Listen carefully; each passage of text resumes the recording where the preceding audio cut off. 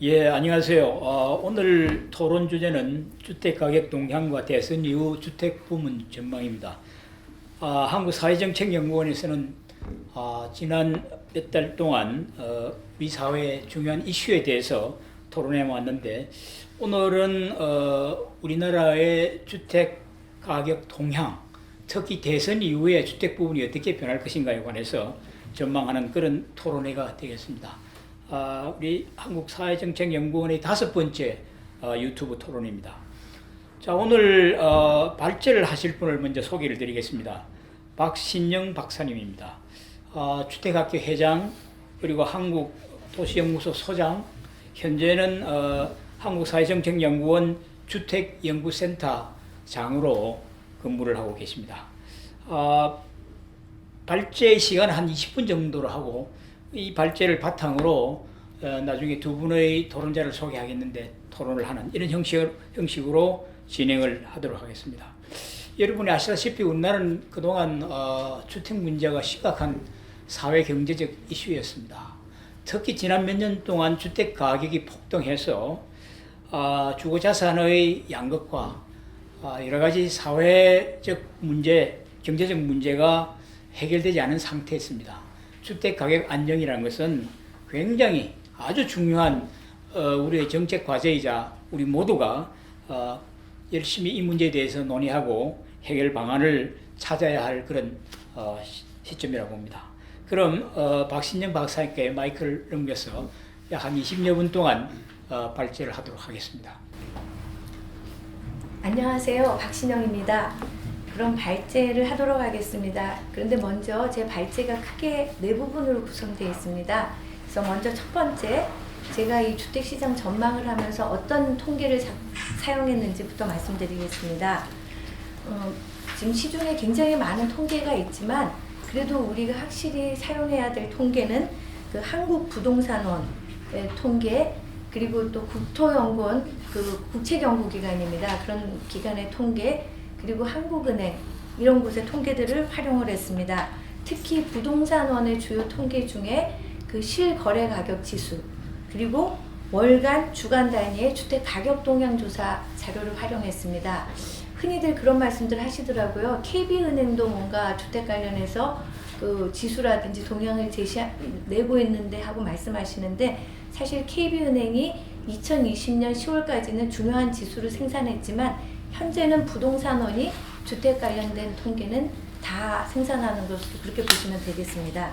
근데 실거래 가격 지수라는 것은 그 여러분들도 아마 집을 사보거나 하시면 경험하셨겠지만, 부동산 그 중개업자가 실거래 가격을 그 국토교통부에 등록하고 있습니다. 그래서 그 국토교통부에 등록한 그런 그 가격 자료를 활용합니다. 한 건은 아니고 2개 이상 거래가 된 그 가격들을 활용을 해서 이제 매월 그 주택 가격 지수를 생산해내고 있습니다. 그 중에는 아파트도 있고 공동주택, 공동주택, 그리고 단독주택, 이렇게 3개의 가격 지수가 있고, 그걸 활용을 해서 그 전체적인 그 주택 가격 지수가 생산되고 있습니다. 그래서 그런 자료를 활용했다는 말씀을 드리고, 그 다음에 이제 주간 동향, 월간 동향 조사 자료는 전문가들이, 아주 정말 굉장히 그 숙련된 전문가들이 그 이렇게 표본이 되어 있는 그 주택들을 직접 방문하고 단지들을 방문해서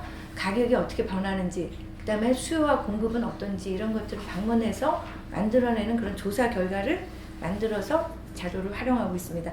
제가 이렇게 그 통계에 어떤 것을 사용했는지를 좀 장황하게 설명하는 것은 뭐든지 어떤 근거를 갖고 얘기를 해야 그게 신뢰성이 있다고 생각했기 때문에 좀 시간을 들여서 말씀드렸습니다. 이제 국토연구원의 소비 심리 지수가 있는데, 이것은 본문을 설명하면서 그때 말씀드리도록 하겠습니다. 그럼 주택시장 현황 말씀드리겠습니다. 근데 이건 약간 과거긴 해요. 왜냐하면 2021년 말까지의 상황을 말씀을 드리기 때문에. 그렇지만 과거를 알아야 앞으로 미래를 예측할 수 있다는 점에서 과거에 관련된 부분을 좀 살펴봤습니다. 그래프를 보시면 아시겠지만 우리나라의 이 공동주택 실거래 가격입니다. 이게 2006년부터 생산이 돼서 지금 2021년 12월까지 만들어져 있는데 2017년 11월이 100입니다. 거의 11년 동안은 오르긴 올랐습니다. 분명히. 그렇지만 완만하게 오르는데 17년 이후에 굉장히 급격하게 오르는 것을 알 수 있습니다. 특히 서울, 그리고 경기, 인천, 지방은 크게 안 올랐습니다. 그래서 지금 사람들이 집값이 올랐다 하고 거의 뭐 이거 미친 집값 이렇게 얘기하는 거는 이런 그 서울 이런 집가로 보시면 되겠습니다. 그리고 이거는 아파트를 포함한 그 연립, 다세대 등의 공동주택 실거래 가격 지수입니다. 그래서 이렇게 집값이 많이 올랐는데 더 흥미로운 것은 아파트의 실거래 가격 지수입니다. 아파트의 실거래 가격 지수도 역시 공동주택보다 아파트가 더 많이 올랐습니다. 그 오른 걸 보면 뭐 서울 같은 경우에는 거의 1.8배 수준. 그러니까 이 짧은 한 4, 5년 동안 집값이 이렇게 오르니까 사람들이 집이 뭐 2배 올랐다, 2배 이상 올랐다 이런 말들을 또 단지에 따라 더 많이 오른 데도 있고 그래서 올랐다고 하는 겁니다. 근데 이 표가 재미있는 것은 실제로 집값이 서울이 오르고 경기하고 인천은 조금 있다가 이 서울이 오른 집값이 오른 것을 뒤쫓아가는 추세를 보이는 겁니다. 그래서 이런 것들 때문에 집값이 서울이 오르면 주변에까지 영향을 미치는 거구나. 그리고 이제 지방에까지도 파급되는 거구나. 이런 걸 보실 수가 있습니다. 아마 이렇게 집이 오른 건 서울에서 집을 살 수 없었던 사람들이 그 수도권, 그러니까 서울을 제외한 다른 지역에서 집을 사기 때문이 아닌가 생각합니다. 그 다음 이제 주택가격 상승 원인입니다. 왜 이렇게 집이 올랐을까요? 아마 이 부분도 많은 언론에서 집중적으로 많이 다뤘습니다. 그래서 저도 뭐 새로운 건 없고 역시 정부의 지나친 규제, 그리고 이자율 하락, 그리고 재개발, 재건축을 굉장히 규제했죠. 서울 같은 경우에는 옛 것이 좋은 것이다라고 하면서 굉장히 그냥 도시재생이라는 이름, 긍정적으로 보면 나쁜 건 아니지만 그냥 그대로 두자라는 것 때문에 굉장히 그 새로운 주택들이 공급이 안 됐었죠. 그리고 이제 이렇게 집값이 오르다 보니까 역시 집은 계속 오르는 거야 하는 그런 심리가 강화됐다라는 겁니다. 그래서 그 정부의 과도한 규제를 단적으로 말씀을 드리면 많이 아시지만 양도소득세 그리고 보유세, 그 보유세가 오르면 사람들이 집을 내다 팔 거라고 생각하는데 또 양도소득세가 덩달아 같이 올랐거든요. 그러니까 집을 많이 가진 다주택자들은 집을 팔기보다는 차라리 내 자식한테 증여하겠다. 그래서 증여한 주택이 뭐 서울 같은 경우에도 작년 2021년에 10만 호가 넘는 거로 그렇게 나오더라고요. 실제로 공급은 되지 않았다라는 점이 이제 주택가격이 올렸다는 거고요. 그 다음에 이제 이 은행권 주택 담보대출 금리 그림을 보시면 역시 담보대출이 많이 2018년부터 많이 떨어져서 2019년에 8월에는 뭐 2.47%. 근데 여기서도 보시면 주택 담보대출 금리가 가계대출 금리보다 더 낮습니다. 그러니까 결국 집을 사는 게 이득이다라는 생각을 가지게끔 만들었다라는 거죠. 그리고 이제 재개발, 재건축과 관련된 부분입니다. 그걸 보시면 서울은 뭐 다른 데는 지금 사실 집이 부족한 상황은 아니지만 서울은 여전히 집이 좀 부족한 상황입니다. 그래서 이렇게 집이 부족한데 서울의 아파트 준공 실적을 보시면 증가하기는 했으나 여전히 이 수요에 대응하는 것만큼 공급되지 않은 것을 아실 수 있습니다. 그래서 결국 신규 분양주택이 줄고 그게 재고주택에 영향을 미치고 결과적으로 사람들은 집을 사야만 되겠다 이런 생각을 가지게 돼서 집값이 오른 게 아닌가 그렇게 생각한다는 겁니다. 그리고 이제 다음 전세가격 동향 잠깐 말씀드리겠습니다. 전세가격 동향을 보시면 전세가격은 집값이 오른 것만큼은 오르지를 않았습니다. 그리고 특히 이 전세가격은 오히려 그 주택가격이 완만하던 시절에 많이 올랐고 주택가격이 우리 아까 뭐 지역에 따라 다르지만 서울은 뭐 1.8배, 뭐 1.7배 경기는 그렇게 올랐지만 사실 이 전세가격은 한 1.3배, 이제 5년 동안 이렇게 오른 것을 보실 수가 있습니다. 그래서 전세가격은 상대적으로 안정이 됐는데 이제 그 그림 보시면 아시겠지만 2019년부터 갑자기 전세가격이 크게 오릅니다. 근데 이렇게 오른 거는 결국 뭐 많이들 아시겠지만 좋은 의도로 선한 의도로 만들어진 법이지만 주택임대차 3법의 영향이라든지 그런 것들이 영향을 미친 것이 아닌가 그렇게 생각을 합니다. 네, 그래서 제가 그냥 굉장히 급하게 주택시장의 그 2021년까지 상황이 어땠는지를 말씀을 드렸고요. 이제 현재 주택 가격 추이및 전망을 하면서 앞으로 주택시장이 어떻게 될지를 한번 잠깐 말씀드려 보겠습니다. 네, 이제 제가 여기서 사용한 통계는 크게 4가지입니다. 실거래 가격, 아까는 지수를 활용을 했는데 이제는 평균적인 실거래가, 그 다음에 중위 가격의 실거래가, 서울하고 수도권을 구분을 해서 이렇게 살펴봤습니다. 근데 뭐 다들 많이 아시겠지만 중위하고 평균의 차이는, 중위는 한중간에 있는 값, 그러니까 100개가 거래됐으면 50번째의 값이라고 보시면 되고, 그 다음에 평균은 평균 가격입니다. 그래서 언제나 많은 통계들이, 특히 가격하고 관련된 통계들은 평균이 훨씬 더 높게 나타납니다. 실제로 이 그래프도 보시면 서울의 평균적인 주택 가격하고 중위 가격의 격차가 한 200만 원 정도 나서 2021년 12월 서울의 그 평균 주택 가격이 제곱미터당 1,500만 원 수준이라는 거 아실 수 있고, 거기에 비하면 수도권은 평균 주택 가격이 750만 원, 761만 원 정도니까, 여기서도 이 수도권이라는 말 안에는 서울이 들어가 있는 건데도 불구하고 수도권의 다른 주택 가격에 비해서 서울이 엄청나게 높다는 걸 아마 아실 수가 있을 겁니다. 근데 제가 이제 이 표를 보여드리는 거는, 이게 실거래가라는 것은 뭐 진짜 주택 가격이 그런 게 아니라 그 시점에 거래된 주택 가격이라는 거지만, 어찌됐든 최근에 들어오면서 이게 9월, 8월 뭐 이때가 정점이다가 조금 실거래 가격의 그 가격이 떨어졌다라는 것이 특징이 있다라는 겁니다. 그다음 이제 규모별입니다. 이 규모별은 잘못 보여드리면 오해를 하실 여지가 조금 있기는 합니다만 좀 변동폭이 큽니다. 실거래가 평균보다. 그런데 어찌됐든 지금 그 중대형을 제외하고는 최근에 들어오면서 실제로 거래된 주택 가격의 평균치가 좀 떨어지고 있다라는 겁니다. 근데 또 이런 말씀 하시죠. 초소형, 소형, 중소형, 중대형, 대형 이렇게 구분했는데, 그럼 이거 도대체 그 구분이 뭐야? 그렇게 말씀하실 것 같아서 잠깐 말씀드리면, 초소형이라는 건 40제곱미터 이하. 그러니까 지금 현재 서울 같은 경우에 40제곱미터 이하 아파트 가격이, 거래된 가격이 떨어졌다라는 거죠. 그 다음에 소형은 40에서 60제곱미터, 그리고 중소형은 60에서 85제곱미터, 그리고 중대형은 85제곱미터에서 135제곱미터, 대형은 135제곱미터 이상을 의미합니다. 그래서 아무튼 실거래 가격이 그 과거보다는 지금 어찌됐든 떨어졌다라는 것을 말씀을 드렸고요. 그 다음 이제 거래 동향입니다.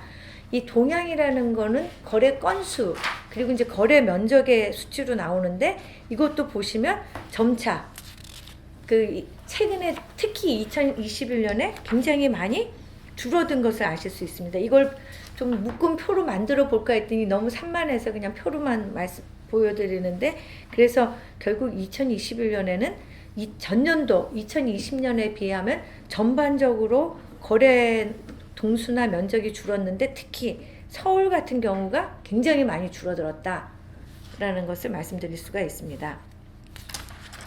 그 다음에 이제 조금 분리해서 서울의 아파트 2021년에 월별로 거래가 어떻게 됐는지를 이렇게 보여드립니다. 이렇게 보시면 아시겠지만, 참 사실 제일 거래가 많이 안 될 것 같은 1월 달에 2021년 1월에 거래가 많았는데 오히려 상대적으로 점점 줄어들고, 2021년 11월에 가장 거래가 줄었다가 12월에 약간 오른 것을 보실 수가 있습니다. 근데 전반적으로 보시면 면적은 줄어들었습니다. 그러니까 그 거래 건수는, 거래 건물 호수는 늘었지만 최근에는 그 전체적으로 면적은 줄어들었다, 이제 이런 걸 아실 수가 있습니다. 결과적으로 이렇게 최근 특히 2021년에 전반적으로 거래가 굉장히 줄어들었다.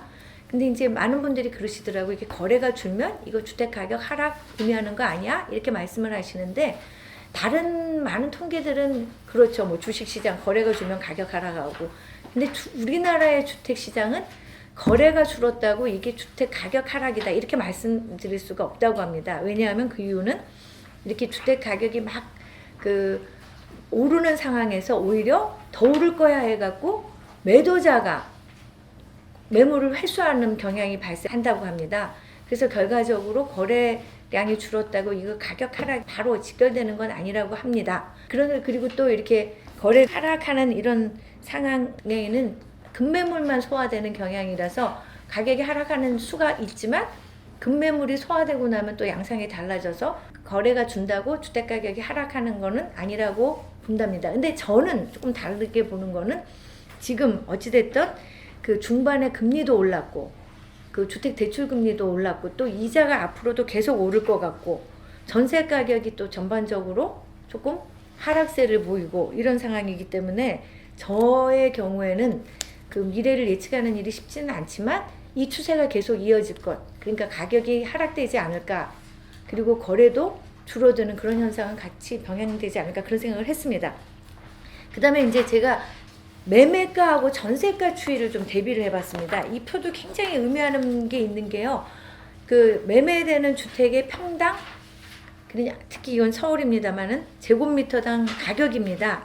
근데 이 가격에 실제로 전세 가격은 어떤지 하는 것들을 대비를 시켜보면 서울 같은 경우에는 전세 가격하고 주택 가격하고의 그 격차가 큽니다. 대개 50% 수준입니다. 그러니까 쉽게 말하면 주택의 가격하고 전세가는 거의 한 50% 내외에서 결정된다는 겁니다. 수도권의 경우에는 매매가하고 전세가 대비 비율이 80%까지도 올라가더라고요. 그래서 아무튼 제가 보기에는 서울 같은 경우에 이렇게 매매가가 떨어지는 게 과거의 갭 투자 이런 걸 허용하지 않는다는 점에서도 주택가격 하락의 조짐이 아닐까 그렇게 생각했다는 겁니다.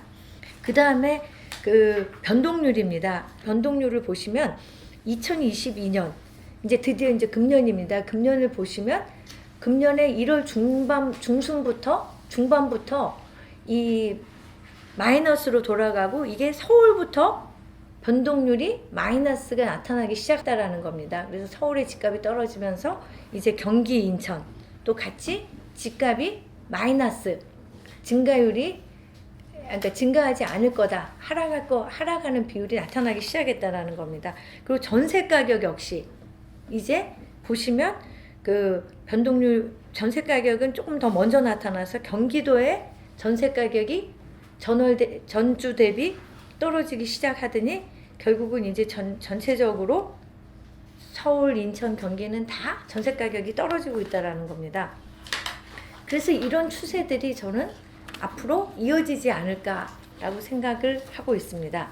그 다음에 이제 수요보다 공급 우위, 이 소비 심리와 관련된 부분인데요. 제가 아까 그 가격 변동률에 대한 얘기들은 말씀드렸는데, 이제 수급에 관련된 거는 지수를, 어디 지수를 사용할까 하는 말씀을 빠뜨리고 왔는데요. 먼저 이제 이 수급 지수와 관련해서는 그 부동산원이 전문가 조사를 해서 만들어내는 그런 그 지수입니다. 근데 이 지수는 어떻게 보셔야 되느냐면 100이 넘으면 수요가 많아서 가격이 오를 거라는 것을 보는 것으로 해석하시면 되고 100 이하면 수요보다는 공급이 적다라는 겁니다. 그러니까 쉽게 말하면 100 이하면 앞으로 주택 가격이 떨어질 가능성이 있다라는 겁니다. 근데 여기 보시면 2021년 중반부터 이 100 이하의 그 지수들이 나타나기 시작합니다. 그리고 특히 12월부터 들어서면 모든 그 전국은 물론 서울의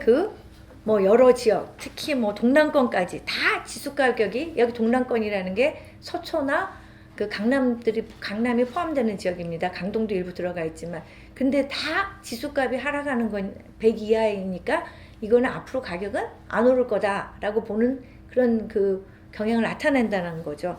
그리고 이제 소비심리 지수입니다. 이 소비심리 지수는 이제 국토연구원이 만들어내는데 일반 가구 그리고 부동산 중개업자들이 응답하는 겁니다. 근데 여기서 이 지수도 이렇게 보면 이 지수값이 전월 대비 100보다 높으면 이번 달에 전월보다 그 가격도 오를 것 같고 거래량도 늘 것 같다라는 얘기를 하는 거고 100 이하면 그 전월에 비해서 이번 달에는 거래도 줄고 가격도 떨어질 거야라고 본다라는 겁니다. 근데 지금 이 지수값은 아직까지는 100 이하는 아닙니다. 그러니까 일반 가구하고 부동산 업자들이 같이 응답한 이 결과는 아직은 100을 넘고는 있지만 이 지수도 점점점 떨어지고 있다라는 겁니다. 그래서 결과적으로 아까 부동산 원의 조사는 다 전문가들이 응답을 하는 거고 이 소비심리 지수는 일반 가구의 응답이 들어가 있는데 이제 일반 가구도 이거 지금 전월보다는 줄어들 거 아니야? 이렇게 생각하고 있다는 거죠. 그래서 저는 이제 이런 지수 거래되는 실제 어떤 평균 가격들 그리고 또 전문가들이 응답한 전월세의 어떤 그 가격 상승률, 그리고 드디어는 이제 소비 심리 지수, 주택 가격 대비 전세가가 떨어지고 있는 것, 이런 것들을 다 볼 때 지금 이제 주택 가격이 하락하지 않을까 하는 생각을 하게 됐다는 겁니다. 그래서 이제 잠깐 여기서 이제 어떤 요인들을 잠깐 말씀을 드리는데요. 주택 가격에 이제 영향을 미치는 그 요인들을 살펴보면 그게 뭐 기준 금리라든지, 그리고 인구나 가구 수, 그리고 소득, 공급, 이런 게 영향을 미친다고 합니다. 지금 이제 주택 가격이 안 오를 거라고 하는 결정적인 것은 이자율입니다. 이자율을 보시면 지금 시중은행 대출 금리가 아주 급격하게 오르고 있습니다. 그래서 보시면 지금 그 2021년도 8월을 기점으로 해서 금리가 오르기 시작해서 지금 계속 오르는 경향을 보이고 있습니다. 그런데다가 최근 2022년 1월 14일이죠. 정부가 기준금리를 올렸습니다. 그래서 그 표를 보시면 이제 기준금리 표가 나오는데 이제 기준금리가 그 작년 말에 1.0에서 1.25로 올라갔습니다. 그리고 이런 기준금리는 뭐 전 세계적으로 다 금리를 올리기 때문에 우리나라가 이거 금리 안 올리고 싶다고 안 올릴 수 없는 상황이라 금년에도 또 앞으로도 또 오를 상황입니다. 그래서 결국 금리가 오르는 것은 집값 상승과 직결되어 있다고 보시면 되겠습니다. 그다음 이제 주택 공급량입니다. 주택 공급량하고 관련해서는 그 집이라는 게 그냥 정말 빵처럼 만들어낼 수 없다라는 그 점에는 동의합니다. 그러다 보니까 2, 3년이 지난 다음에 이제 주택 그 공급이 늘어나기 시작하는데, 이제 이 자료를 보시면 아시지만 이 주택 공급이 2021년까지는 크게 체감을 못 하시겠지만 이제 22년 이후에는 주택이 많이 공급될 겁니다. 아마 3기 신도시도 있고, 또 그 문재인 정부에서 임대주택 많이 짓겠다고 했는데 실제로 많은 임대주택을 지었기 때문에 그런 것들을 볼 때는 물론 이제 수요가 다르겠지만 그 주택은 많이 늘어날 것으로 생각합니다. 그래서 저는 당분간 주택 가격은 오르지 않을 거다. 이자율 추이나 그리고 주택의 공급이 그렇게 부족하지는 않은 상황이기 때문에 뭐 서울 같은 경우에는 뭐 주택이 조금 부족하니까 그런 그 당장 급격하게 집값이 떨어지는 현상은 안 벌어져도 집값은 하락 조금이라도 떨어지지 않을까, 그렇게 생각을 합니다. 그래서 사실 아까 우리 사회자님께서는 대선 이후에 이제 주택 가격이 어떻게 될지 이렇게 말씀을 하셨는데, 저는 이제 앞부분에서 지금 가만 놔두면 집값은 떨어질 수밖에 없다. 그런데 이 떨어지는 집값에 이제 대선이 영향을 미칠 거다라는 그런 생각을 했습니다. 그래서 조금 그런 부분, 그렇게 자료가 정리됐다는 걸 보시면 되고요. 그래서 이재명 후보, 윤석열 후보, 일단 두 분의 공약을 비교를 해봤습니다. 이 공약은 그 중앙선거관리위원회에 들어가면 이분들이 제출하신 공약이 있습니다. 그래서 이제 주택 관련 공약을 뽑아봤는데요. 이재명 후보가 과거에는 250만 호 하시더니 이제는 그 정확하게 임기 내라는 말씀을 명확하게 한 건 아니지만 아무튼 311만 호 공급하시겠다고 하셨습니다. 윤석열 후보 확실하게 임기 내에 250만 호 공급하겠다, 그렇게 얘기를 했고요. 그리고 이제 이재명 후보는 근데 이 집을 수도권에 많이 공급하겠다고는 했고 또 서울에 107만 호를 공급하겠다고 했습니다. 윤석열 후보는 50만 호 공급하겠다고 했습니다. 저는 사실 주택 공급량하고 관련해서는 이재명 후보가 311만 호의 근거는 잘 모르겠지만 하여튼 250만 호는 아까 앞에서도 잠깐 말씀드렸지만 이건 이제 계획이 되는 거겠죠. 근데 앞에 앞에 3기 신도시부터 이런 것들이 되게 이제 주택이 공급될 거기 때문에 주택 공급은 별 문제가 크게 없다라는 생각을 했습니다. 다만 서울에 107만 호 이재명 후보 공급할 수 있을까?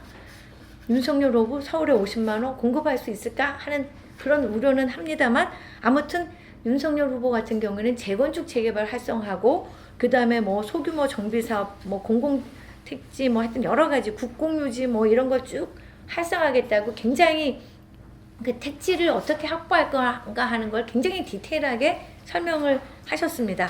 근데 이제 거기에 비해서 이재명 후보는 아무튼 311만 호를 공급하는데 그 중에 140만 호는 기본주택이다. 이거는 무주택자가 들어가서 30년 살 수 있다. 그리고 뭐 분양하는 것도 저렴하게 하겠다. 그리고 임대도 저렴하게 하겠다. 이렇게만 말씀을 하셨습니다. 그리고 이제 이분도 물론 재건축 재개발은 활성화하겠다.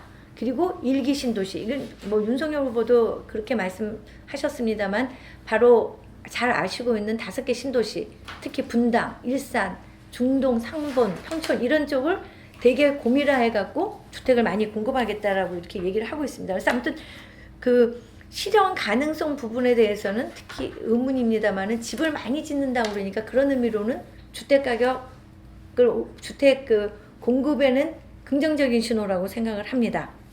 그리고 이제 공공주택과 관련된 부분을 봤습니다.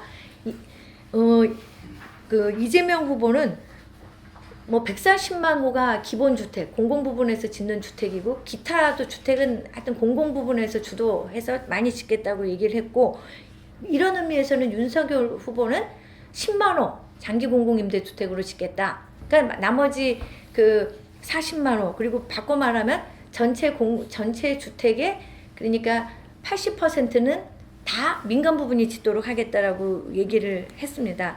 그래서 저는 이제 공공주택과 관련해서는 그 윤석열 후보의 그 부분은 충분히 가능한 것이 아닌가. 왜냐하면 이제 그 표를 보시면 아시지만 사실은 우리나라가 지금 공공임대주택이 앞에서 설계하고 그런 것들이 다 지금 이제 실제 공급이 되고 있기 때문에 윤석열 후보 기간 중에도 매년 10만 호씩의 임대주택은 공공임대주택은 공급될 것이라고 보입니다. 그 그림 보시면 하지만 지금 공공임대주택이 많이 지어지거든요. 그래서 이건 다만 이런 공공임대주택 공급 물량은 윤석열 후보는 가능할 거라고 생각합니다.